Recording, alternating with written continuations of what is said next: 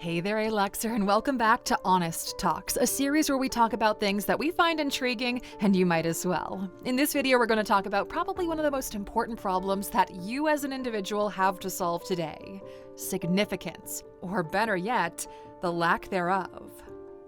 Welcome to Alux.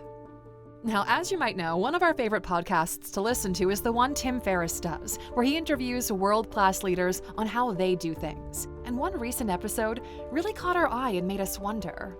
It was the episode with Seth Godin, the world-renowned marketer and, as he likes to think of himself, a freelancer. And one of the topics that he touched on was how much of an impact, positively or negatively, that significance can have on your life.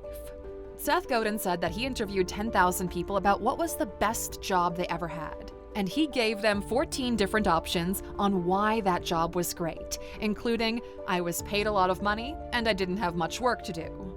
And to his surprise, he found one common answer that was the same across the board, regardless of country, industry, or level of education. Now, before we give you the answer, what was the best job that you ever had? Pause the video and leave your answer in the comments. We're curious to see if we see the same pattern.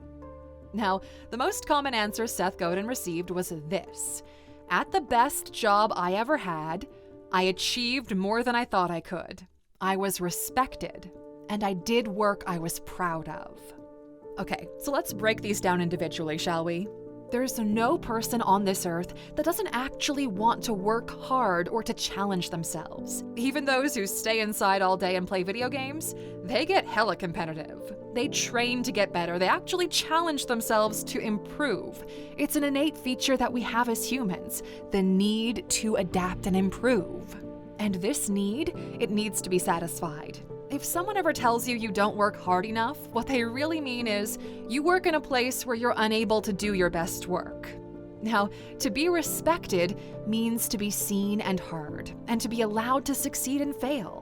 If your work is purely attached to a metric, then you are a metric yourself, and you're only as respected as the lowest metric. If you're a salesperson and your only measurement of success is the number of sales you close in a month, then someone who makes more sales will take your place eventually.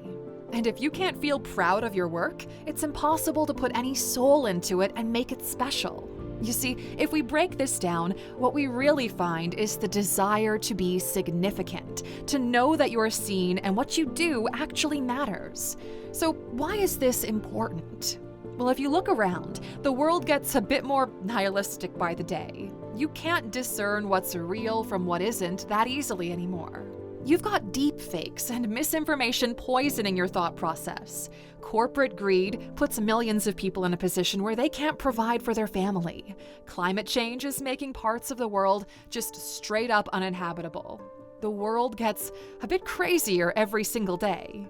And with all of this happening, it's fairly common to default to, you know what? What's even the point of all this? Why should I go to work? Why should I do my best? Why should I do anything besides the moment-to-moment impulses? And this is why you see a ton of people saying, screw it, I'm going home. They can't find the mental energy to keep going, especially when it's not clear where exactly they're headed, which raises the problem of why feeling significant is so important in today's world. You see, significance is the feeling you get when you point at something and say, look, I made that and it's great. It's about doing things that matter to you. You see, being pessimistic doesn't give you any benefits at all. It's a sad way to view the world, and it's really a shame because there are a lot of cool things you could do with your time if only you had a different perspective. Realistically, the best approach will always be to have a positive attitude, to be optimistic about the future and find significance in your life. So, how do you do that? How can one find significance? Well, first of all, significance comes from change. You need to ask yourself, what do I want to change, and who does that change benefit most? Because, look, here's the reality. You as an individual, you've got absolutely zero power. You can't change shit at a global level. You think those paper straws are helping anyone on an individual level? It's all marketing and public opinion, which is why you need to start with yourself, with the one in the mirror, like MJ said. The first step in finding significance is starting with you and your immediate environment. If you take a look at your life, you'll surely find a series of things that are not how you'd like them to be, but they are in your total control. Maybe it's how clean your house is, or how you speak to other people, or how you treat those you work with. There will always be something that could be done better. Now, before we move on with this one, there's another topic we need to talk about. It's all connected, okay? It will make sense at the end. Let's talk about motivation for a minute. People love motivation, right? They rely on it every day and they look outside to find it.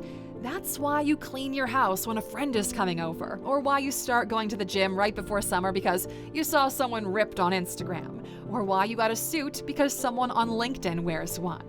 You see, when you rely on outside factors to motivate yourself, you become conditioned by it. And the minute you stop being exposed to those factors, that motivation immediately goes away. Just think back to the early pandemic days. Most people were in lockdown, meaning nobody could see them daily. And most people got kind of fat because, well, nobody could see them anyway. The motivation to stay healthy went away the minute there was no external factor present, meaning they weren't staying fit for themselves, but for other people. And now they don't want to go anywhere because, well, they feel like they need to be fit first. And the cycle continues. You see, as long as you condition yourself from external factors, you're never going to be able to do the things you want for the reasons that you want. Which brings us all the way back to significance.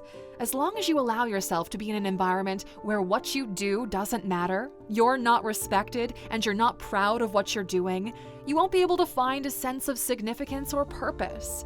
So do yourself a favor. Take ownership and accountability of your environment and hold yourself to higher standards. There will only be gains if you do so.